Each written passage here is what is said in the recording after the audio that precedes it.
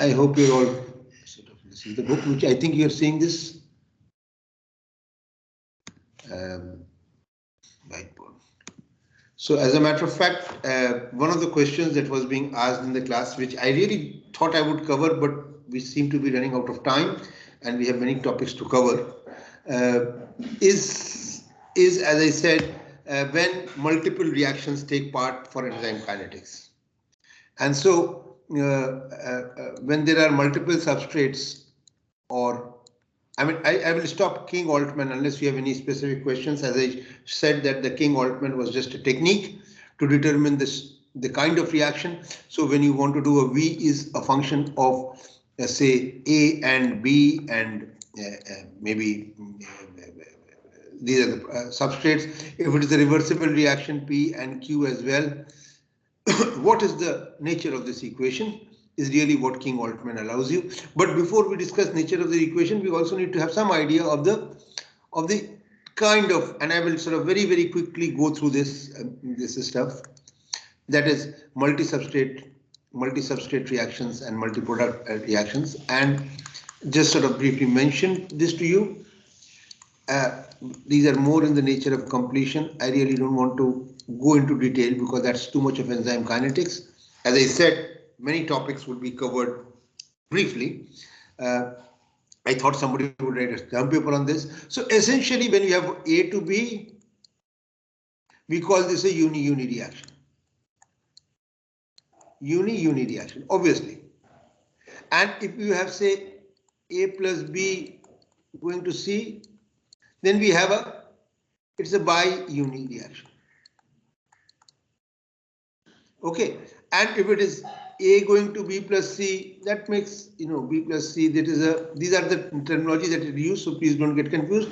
It is obviously uni-bi reaction. And of course, if you have A plus B going to C plus D, then it is a bi-bi reaction.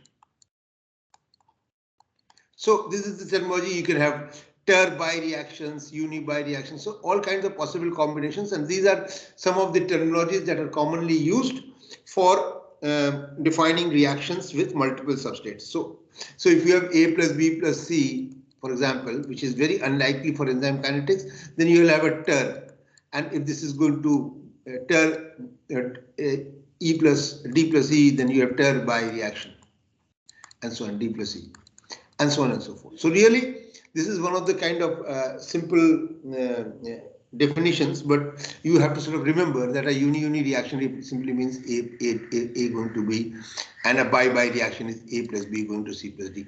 So let us look at bi-bi reactions, because that is really the more complex one. We have essentially obviously done this uni-uni reactions already, and in the last class I was explaining what would happen when, or bi-uni reactions like this. I was giving you the King-Altman description. A bi-uni reaction which was irreversible. That is what we solved for the King-Altman in the last class, right? And the nature of the reaction. So really, really what we are saying is that for bi-bi reactions, we can have, ordered reaction or a random order reaction. So the question really is, what is the order? And that is an important, ordered reactions versus non-ordered reactions, ordered reactions. So really what we are saying is simple. You have an enzyme here, and as I said, it binds with A to go give EA. So A comes in here and binds with A going to E. Or you could have B coming in here and becoming EB. Right. So either A or B binds, if both are allowed, and it can form either EA or EB, just like we talked about inhibition kinetics, and then of course B comes in here and it becomes EAB. Sorry, this is B. It becomes EAB. And of course, because B is already bound here, A comes in here and it becomes EAB. Then it is random order. Now notice that it is random order. This is random order because A can bind, B can bind. Then B can bind. So whether what is it? Is it sequential or is it random? Both A and B can bind one after the other, or they are forced. And then of course, exactly in a similar way, this sort of undergoes some kind of transformation, becomes EPQ, and then again, we can argue that EPQ then gives up QP, sorry, and here it becomes EP and gives up Q. So really, does it matter? And then, of course, it gives up, goes to E here, where this is giving up Q and this is giving up Q. Now, this is a random order. If indeed this whole sequence is blocked out and say this is not allowed, it has to bind to A first, it has to bind to B first, then second, it has to give up P first, and it has to give up Q next, then this is an ordered reaction. So this would be a random order and this would be an ordered reaction or a sequential ordered reaction. So really, this is what is important here, that do you allow both things to happen, or do you allow only one strategy to happen? So really, that is what determines randomly ordered reactions and sequentially ordered reactions. And depending on this structure, you can well imagine that there will be subtle but important differences, not always, in the kind of formulations for the velocity as a function of A, B, C, D, and so on and so forth. What kind of function would we develop? Are you following this argument? And as I said, I'm not going to get into this. I just want you to be aware of this. And you will have to write the King-Altman equations and see what is going on here. Right? So, sequentially ordered reaction, that is what we talked about. We said EA, remember? EAB, and that was the triangle that we drew. This is sequentially ordered because this is the same thing. Or EAQ actually, or EQ. So in a sequential system, we would have a simple King-Altman system, which with the reaction. That is what we did in the last class. But for random order, you will have to include many more possibilities, because EB is also a thing, and if these kinetics are different, then you have trouble. If they are not, then there's a different issue. So really, what is happening here is that we are getting EAB. Actually, I should have drawn I drew it poorly. Actually, as a matter of fact, that was the wrong drawing. I should have drawn it like this. I should have drawn it really like this. I made a mistake. I should have really drawn it like an EAB here, which is also EPQ. So this should have gone to EAB, this should have gone here, and then this should have gone here, and this should have gone here. So this is a common point. So whether this cycle goes like this to EAB or this to EAB, we really, if both cycles are operating, then it is random order.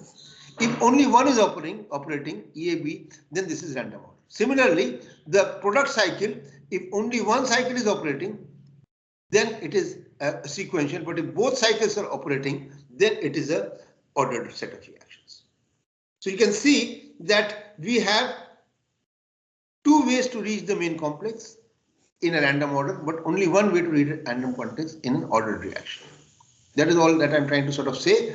And depending on that, using King-Altman or your basic equations of fractional saturation, you would have now a fractional saturation associated with only EA and EAB and EQ.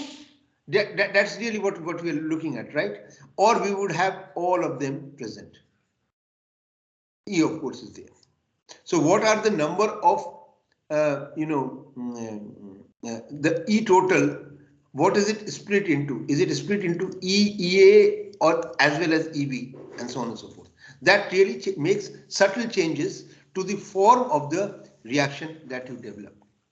So random order, and these are sometimes known. The constants may not be known, but people have isolated and they have shown that for some reactions, for example, the enzyme has to first bind to NADH before it binds to alcohol dehydrogenase and then converts it. So the alcohol dehydrogenase enzyme will need first an NADH for activation here, and then only after the NADH sort of has activated the system, then only will it bind to the substrate. So this is first, this is second. So this is an ordered reaction. But sometimes these are non-ordered reactions. So this is the important part, that so the biochemistry or the biochemist will tell you which is the enzyme and whether it is a random order or a sequential order reaction. Is this argument clear? Yes, I mean, sir, random order as well. Yeah, it should be clear. It's simple enough. There is another very interesting mechanism which is called the ping pong mechanism. Have you heard of ping pong mechanisms? No, sir. Yeah. So ping pong is basically a very strange kind of structure which is obviously observed again for two systems, but you know it is the other way around. It is like a ping pong ball. So you have E and then you have EA, right? So the first thing binds, and then you know this EA actually leads to a product. It releases some P, let us say, and this or some product which may not, and this then becomes some kind of E star. Notice that the addition of A and the removal of P has made this into E star, and then B binds, and then this becomes EB, and sorry, I mean E star plus B, so therefore I should have sort of written it like we have put the drawing here. So then this B binds and it becomes EB, and then this E star B, and then after B binds, this is B coming in here, P going out here, A getting in here. So it's a ping pong thing. A coming in, P leaving, B coming in, and then of course it goes to E with some Q leaving. So A comes in, P leaves, B comes in, Q leaves. So it is a ping pong mechanism. It is not that both substrates have to bind and then both products have to leave. One substrate binds, one product leaves. The process of substrate binding and product release modifies the enzyme into something different, some E star as opposed to E, which allows then B to bind and then Q to leave. Okay, so these are called ping pong mechanisms from the logic of the structure. So these are some of the interesting mechanisms, and as I said, we can sit and do the fractional saturation logic with writing K1, K2, K3, K4. I am not going to do this.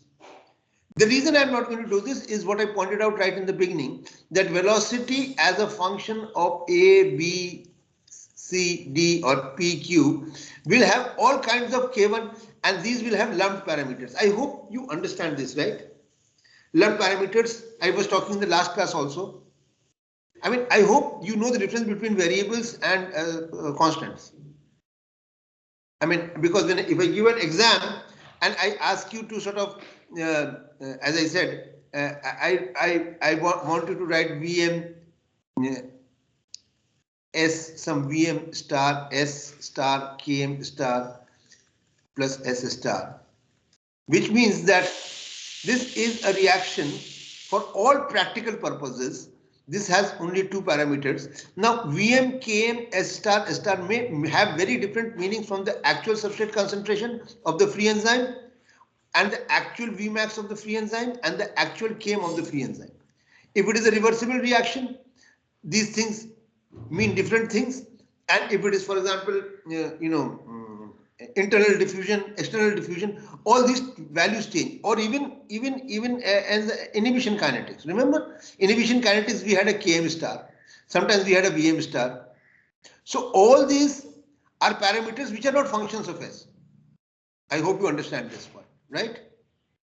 I mean, I gave makeup exams to some of your colleagues, and asked them to represent the reversible reaction like that. He wrote Vm is equal to Vm star is equal to Vm1 minus rho. Now that makes Vm star is, this is complete nonsense. You understand, right? Because rho is P upon S upon, so rho is changing with time. Vm star cannot change with time.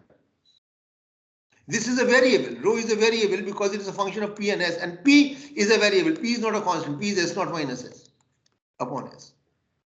And rho is therefore S naught minus S upon S upon S naught minus S equilibrium upon S equilibrium. I hope you realize this, right? So obviously this may be a constant, K equilibrium, but this is definitely not a constant. It is varying with time. So you cannot have Vm as a function of S. Then this whole equation makes no sense, because you cannot have S here and S also incorporated in Vm. Similarly, you cannot have S incorporated in Vm. So I hope you realize the difference between constants and variables. I think these very simple concepts are lacking sometimes. Just like, you know, in your quizzes, I mean, descriptions are not explanations. I ask you, there is no band in the SDS page. Why is so? You say, well, there is no band in SDS page because the protein is in low concentration. That is a description. That's obvious. That is repeating the statement that if I don't see a band in SDS page, obviously this is a descriptive that yes, there is no band in SDS page because there is very little protein. The question really is, why is there little protein? So I hope you understand that we want an analysis and not a description. But of course, a lot of science is based on description. These are, I mean, in a more complex way, you can always argue philosophically that all descriptions, these are called phenomenological models. Big term, but phenomenological models is descriptive models. For example, Fick's law, which says that there is a concentration gradient, then there will be diffusion, is a phenomenological model. It is a description. It describes how things function. If we say, you know, n is equal to dc by dx or dc by dx in Fick's law, that the concentration gradient is equal to the flux. It's actually a description. So in that sense, we really do not know what is going on and why should the flux be proportional to dc by dx. Then you have to go for a microscopic description and look at statistical thermodynamics, why there is a flux. So the macroscopic models that we often work with are phenomenological or actually descriptions of reality, and then we work with them. So, you know, in that sense, yes, but don't have simplistic descriptions of results in other words. I mean, there is no band in SDS page because there is very little protein. Obviously, the question really is no band in SDS page means why is there little protein? What is happening inside the cell?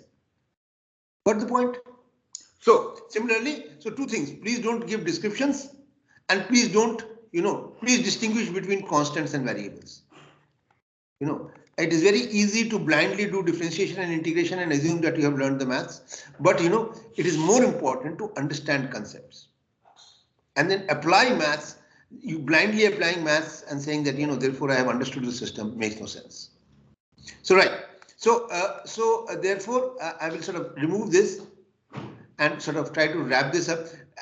As I said, I leave this as an exercise for you guys to determine, using King-Altman, what would be the kind of reaction mechanisms that would be obtained. For example, I told you about V is equal to some Vmax, as far as we are concerned, it's a constant, AB upon some constant K1 plus K2A plus K2B,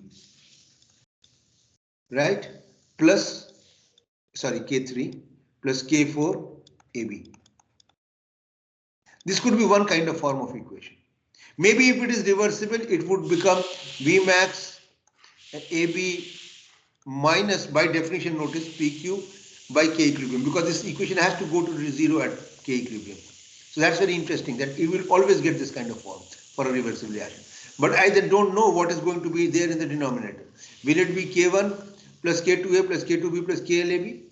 or will it be that difficult situation of, so different equations tend to emerge with, remember, in the denominator, in the numerator, remember, by definition, I hope you realize this, because it's a by reaction, A plus B is equal to C plus D.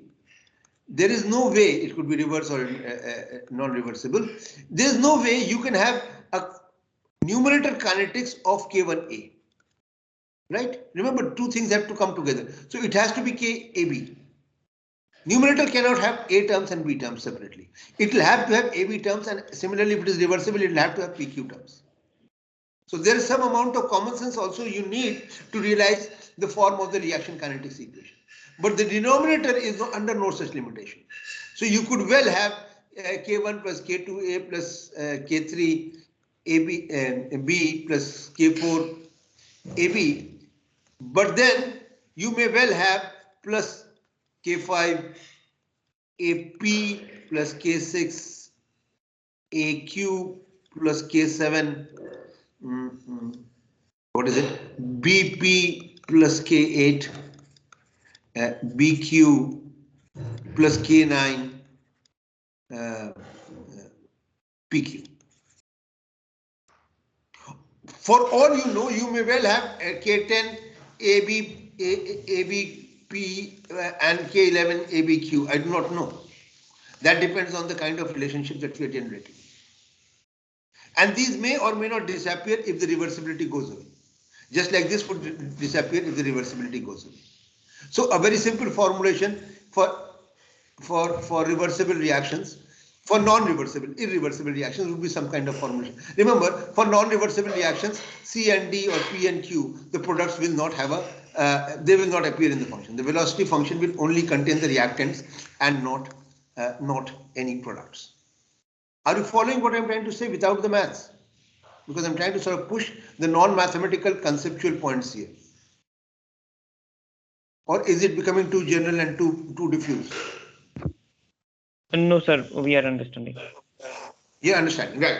So now, specifically these derivations I am sort of avoiding because it is tedious algebra, right? And obviously, please remember that this K1 and K2 and K3 and Vm and all will be a lumped parameter of many parameters, K1, K minus 1, K2, K3 and so on and so forth, just like we derived for King-Altman.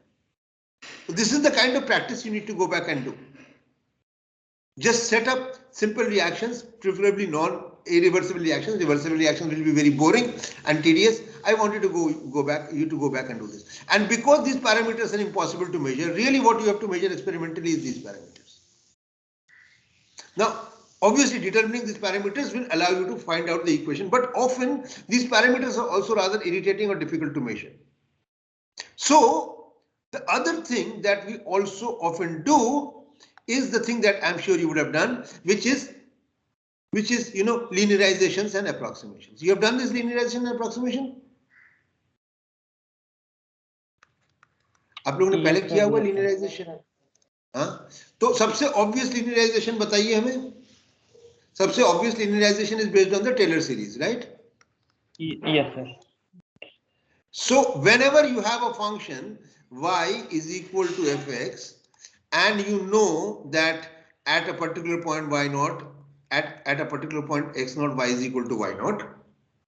That is the point, you know it, and you want to find out the function value at x values which are close to x naught, x values close to x naught.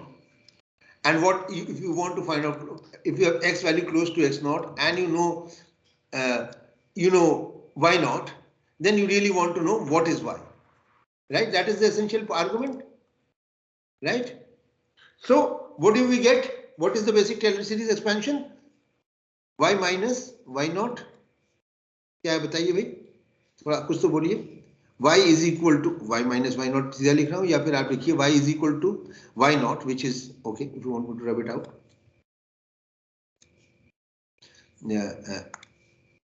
F x naught plus if the f prime at x minus x naught plus then 1 by factorial 2 factorial d2y and so on and so forth, right? X Yes, minus sir. X naught square. So we will, as typically, we ignore all higher order terms. Higher order terms are ignored. Higher order terms, and we ignore these higher order terms, and we say this is the essential approximation for Taylor series, right? And then what do we write? So we can write the velocity. Now let us write it in terms of velocity is equal to fx naught. That is that v at say s naught, which is let us say v naught, plus dv by ds, right? Because it's a function of s naught minus s, or s minus s naught,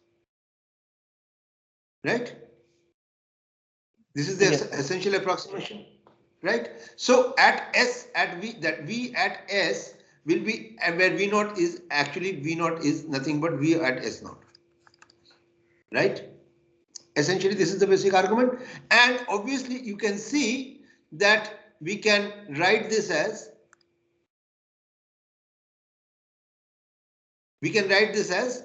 v is equal to v naught common 1 plus dv by ds and dv by ds,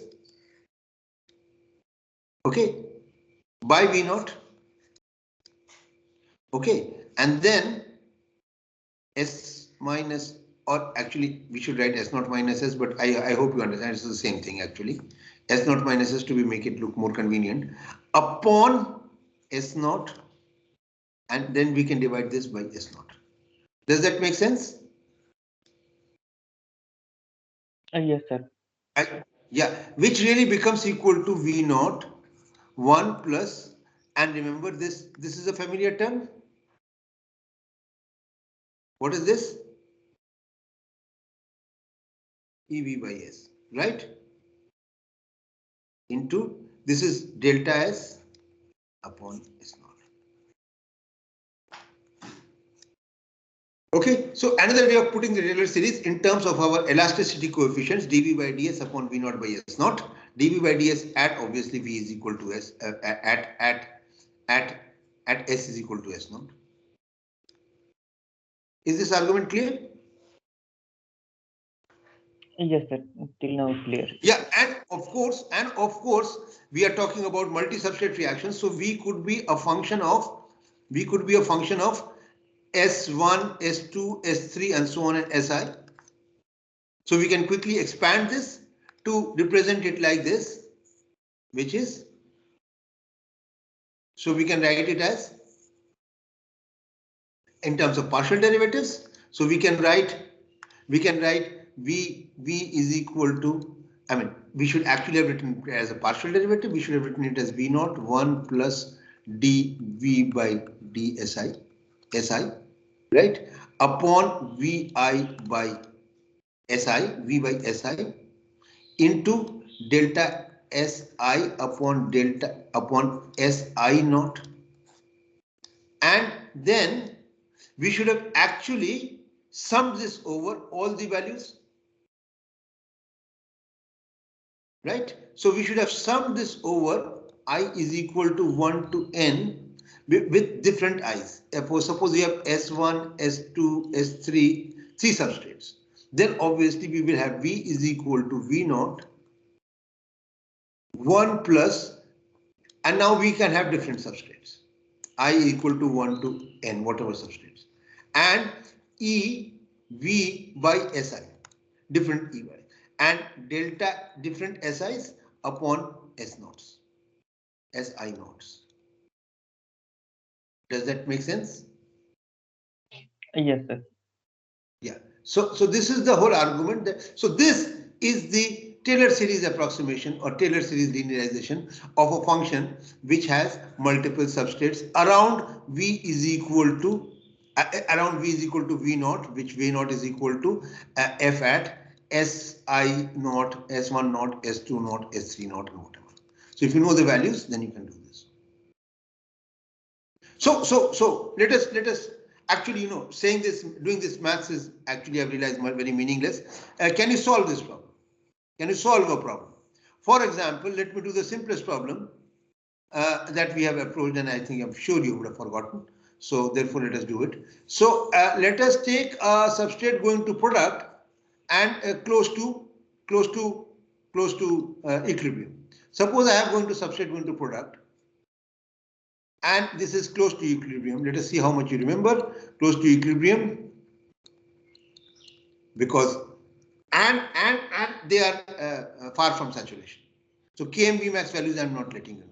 So I'm saying that at a particular point when S is equal to something you tell me 10 millimolar and P is equal to say 5 millimolar and K equilibrium is equal to say what 3, and I say that at under these conditions, and I have or let us say okay 3 is fine, or let us say 2.5 just for some fun.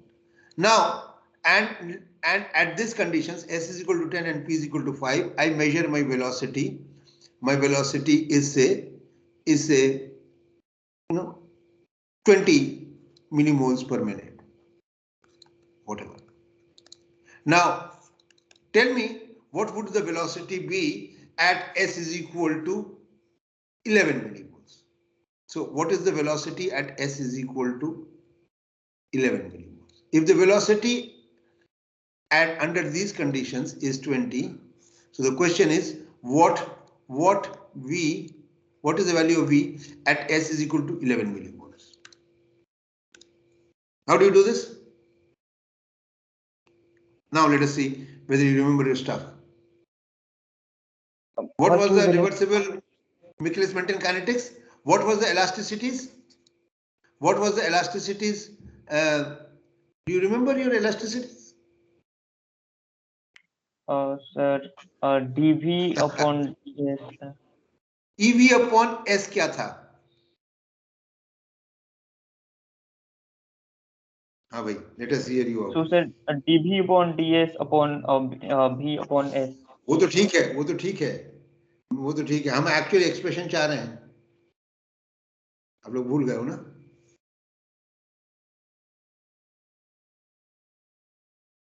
Okay, I mean, let us say this is mass action kinetics. Now, would you remember?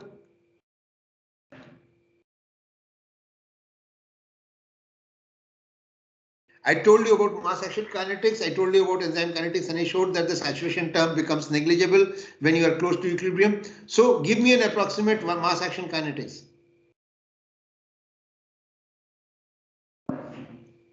1 upon 1 minus rho, याद है? और EV by P was minus rho upon 1 minus rho. याद आया आप लोगों को?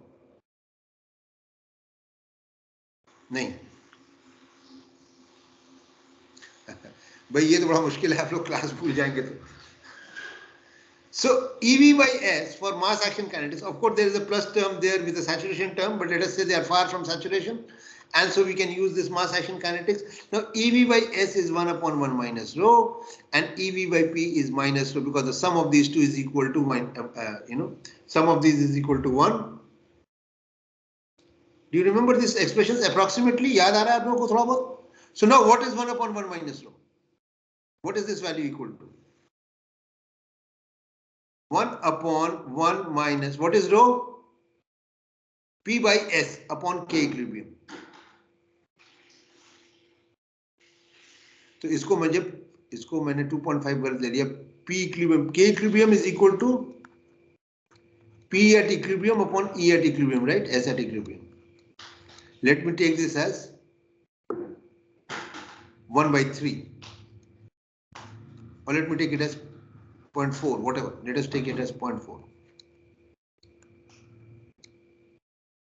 Close to equilibrium, right? Because this is already 0.2. 0.5. Oops. 0.4 लेंगे तो गड़बड़ हो जाएगा. Because this is 5, this is 10 half. So we should make it lower. Otherwise the reaction will move backwards. and the reaction will actually slow down. S will never go to 11. So 8 by 12 कितना होता है? 2 by 3, right? 0. So let us take it as 0.65. Let us take it 0.66 or 2 by 3. Let us take this. Right. So now what do you get? EV by S equal to 1 upon 1 minus P by S upon K equilibrium. K equilibrium is 0.65 and P by S is equal to 0.5. So you will have EV by S equal to 1 upon 1 minus 0.5 by 0.65. And can you tell me how that much it is? I mean, we can calculate this. You will have to calculate this. So 0.5 upon 0.65 is point कितना होता है? भैया आप थोड़ा सा मुझे बताइए calculator से, मेरे पास वो नहीं है. भाई ये कुछ 7-8 कुछ होगा ना, मतलब ये काफी ज्यादा होगा क्योंकि this will be 1 minus 0.9 so this will be approximately 7 or 8. I don't know what will be. Let us say it is 7. Suppose it is 7. 4.125. हाँ 4.125. हाँ मैं बहुत गलत था, sorry. So let us say it is 4. Let us say it is 4, right? Somewhere it is. Then what is EV by P? If this is 4, then what is EV by P? By definition? -4. Because the sum of these is 1. So -3. Yeah, so -3. So we have these two terms. EV by this, EV by S. Now we substitute in this equation here.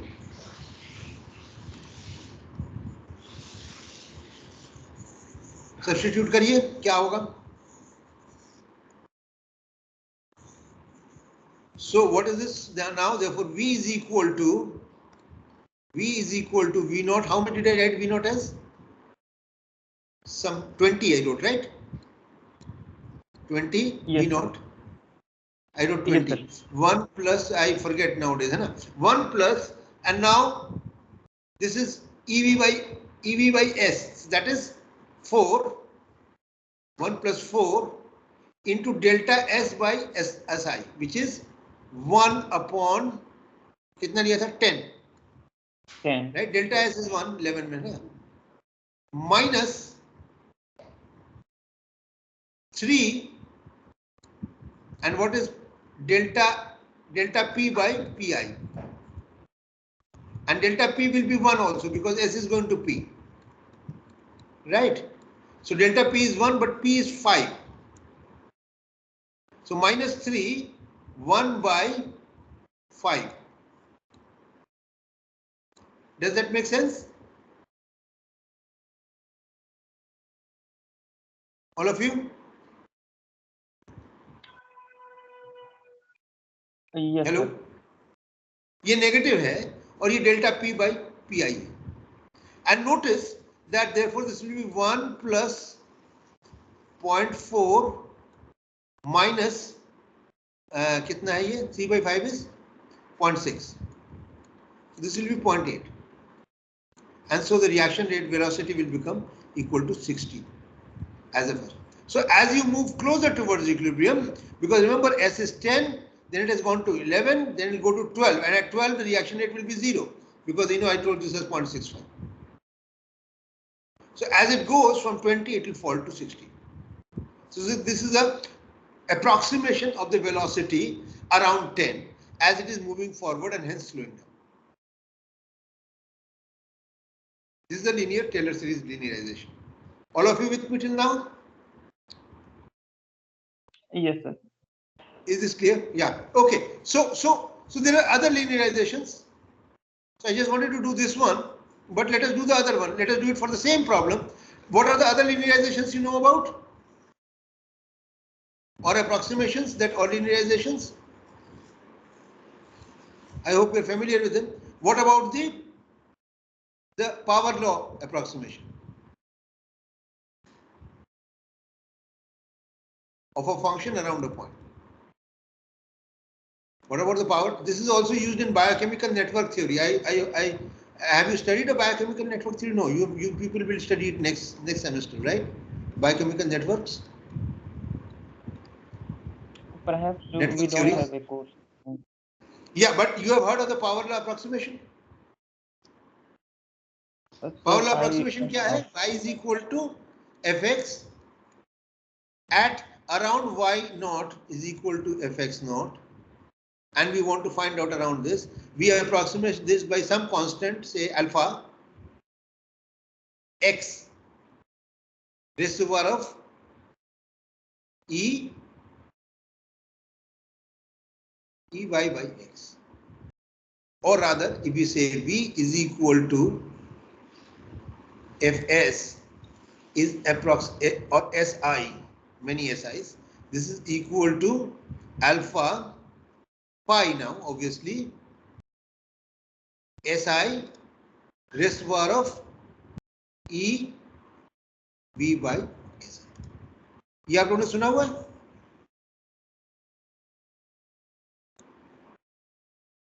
No, sir. But basically you approximate a function by saying y is equal to k x1 raised to the power of some power beta 1 x2 beta 2 and so on and so forth, x3 beta 3 and so on. So if y is equal to is a function of x1 x2, then you can approximate it by k x raised to the beta x2 raised to the beta, and beta 1 and beta 2 are nothing but again the elasticity coefficients at that particular point. Obviously, you cannot determine elasticity coefficient. You have to determine elasticity coefficient by finding out dV by dSi, sorry, dSi divided by Vi by Si at V is equal to V naught and S is equal to S naught. No. Obviously, EV by S has to be determined. This term has to be determined at S is equal to S naught, where this is the point at which you are doing your approximations. ठीक है ना? इसको करते हैं ना, मतलब I think this is a simple enough question. Right, we just now found out SI of the previous problem. Let us do it. Let us do the power law approximation of this function. Can you do this? Let us do it, and I think that's simple enough. Do you follow this equation? I'm not going to derive this. This is a very obvious approximation. This is the approximation essentially that you're following. Y is approximately equal to k xi raised to the beta x2 raised to the beta. Now the way you find out beta is to find out the elasticity. The way you find out the constant is by simply substituting y is equal to y naught is equal to k, and I say k into x1 naught raised to the power of beta 1 into x2 naught raised to the power of beta 2. And since you know x1 naught, you know x2 naught, and you know y naught because you know this function here, right? Then you can find out k, and then you can resubstitute it back and solve it for other problems. Okay, so let us do it, and then it becomes obvious, because you know otherwise it's a problem. So what is the function here? Now tell me, please go ahead. V is equal to alpha into what was S. It is now, remember, our V was equal to, V is a function of S and P. So alpha, go ahead, S raised to the power of EV by S. How much was EV by S? 4 into P minus 3. ठीक है ना? Yes, sir. ठीक है? S raised to the power of 4, P raised to the power of minus 3. Yes, sir. अब बताइए क्या होगा? Alpha का वैल्यू कैसे निकालेंगे? V कितना था? 20 is equal to alpha. S कितना था? 10. 10. Yeah. Raised to the power of 4 into ये क्या था? 5 raised to the power of minus 3. तो अल्फा क्या हुआ?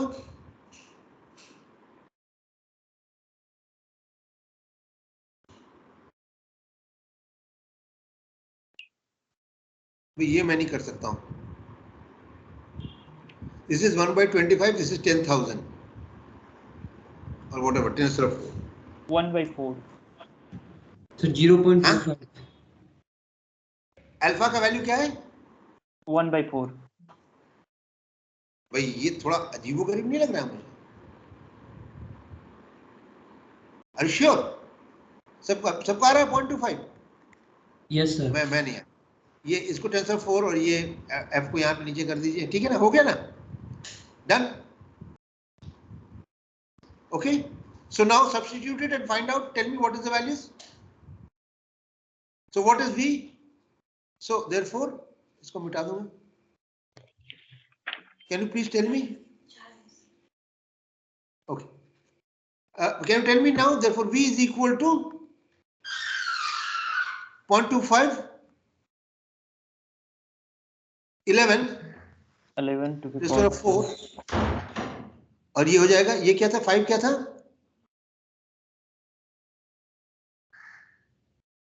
फाइव था 4 ना? Yes sir.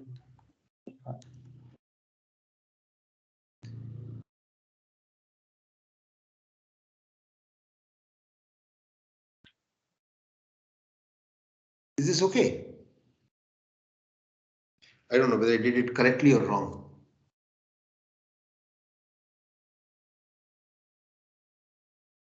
So what do you get? I think we have made some mistake.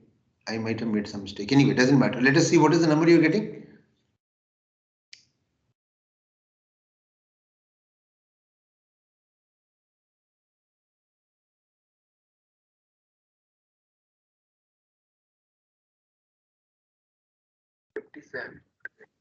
Huh?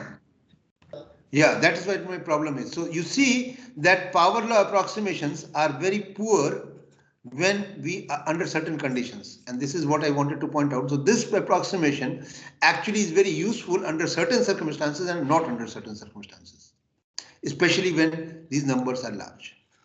When these numbers are less than 1, then only are they good. When beta, when these e values, EV by S or EV by P are less than 1, then these are good approximations. When they are large numbers, then these are very poor. So this kind of approximation, power law approximation, is not a very good approximation to use, especially when the beta 1, beta 2, or rather the EV by S values are greater than 1, or they are large numbers. When their modulo values are less than 1, then only they are very useful. So for example, if we do it for a simple Michaelis-Menten kinetics, it will make much more sense. And I will leave this as an exercise for you to do this.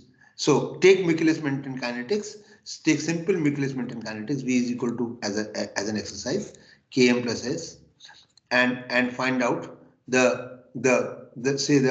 say let us do this for a very simple case, and let us find out what is the velocity. Let us take Vmax is equal to 10 and Km is equal to say 5, Km equal to let us take Vmax is equal to 20 just for say, and Km is equal to 5, and let us say the substrate concentration S0 we take it as 10. So it is 2 km. And you are asking the question, what will be the velocity at S is equal to say 12? And we can then check the power law. So what is the basic expression here? V is equal to some constant alpha S raised to EV by S. Right? There's only one S. So what is EV by S for this kinetics? Hello? Yes Yeah. sir. कितना होता है? 1 minus saturation. आपको याद है EV by S क्या होता है? Michaelis-Menten kinetics का. ये अगर नहीं याद रहेगा तो बड़ा मुश्किल होगा. 1 minus saturation. Saturation कितना है याद है? S upon Km plus S. So this is Km upon Km plus S. याद आया? So what is this? Therefore, EV by S is equal to 5 upon 5 plus 10. Right? And that's equal to 1 by 3. So therefore, V becomes equal to alpha S. S is now 10 instead of 1 by 3. And V we know is 20. Sorry, V max is 20. Sorry. So what is the actual velocity at 10? The actual velocity at 10 is, we don't need to do this approximation. We're just taking out this approximation, is equal to 20 into 10 upon 15. That's equal to 2 by 3 of 20 that's equal to say something like whatever 13 point something, 13.3. So therefore this is V is 13 is equal to 0.3 is equal to alpha 10 raised to 1 by 3. And from there we can find out alpha is equal to whatever, and then we can substitute this alpha back and find out the velocity is equal to that alpha, and now we can say S is equal to 12 instead of 1 by 3. And then you can go back and check whether this velocity approximation is indeed correct by substituting, because now we don't have to do, we can find out V is equal to V max, that is 20 into 12 upon 5 plus 12. And see how good this V here is. This is the correct V, this is the correct V, and this is the approximate V by alpha 12, and you can check how good this algebraic approximation is. Okay, so this is what I want you to do as an exercise, and I will sort of end this lecture by a very quick statement. What was the Taylor series expression? V is equal to V naught 1 plus, come on, summation E V by SI, है ना? क्या था ये? Into delta upon SI naught. Remember this expression? Now, this is called the linear approximation. This is called the linear approximation. Now, please remember that this term here, delta SI by SI naught, is also, I hope you remember this, ln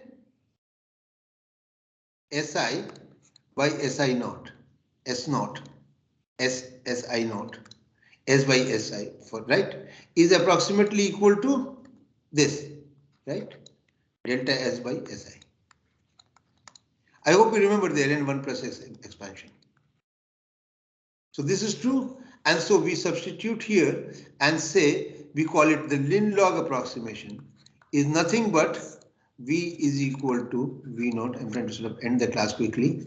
1 plus summation E V by SI into ln SI by SI naught. This is called the Lin-log. So we have simply substituted this expression here by this expression. This kind of this substitution of this by this actually provides, this is slightly more accurate in biological systems than the linear approximation. So the Lin-log approximation, where you substitute SI by delta SI by SI as ln SI by SI naught, which you know is also true. I hope you know this. ln 1 plus, what is the expansion of ln 1 plus x by Taylor series? And you can show that this is true. Then you know this is called the Lin-log approximation, and you can also use this for finding out V at values of V naught. Let me stop here. I hope you have heard Lin-log approximation, or you have not heard of it before.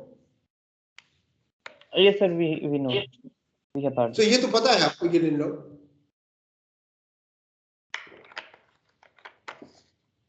Yes, sir. So these are the three approximations that you can use for working with more complex forms of velocities, at least near the point that you know their values. Let me stop here. Thank you. Thank you, sir. And And you know the Thank you, sir. limitations.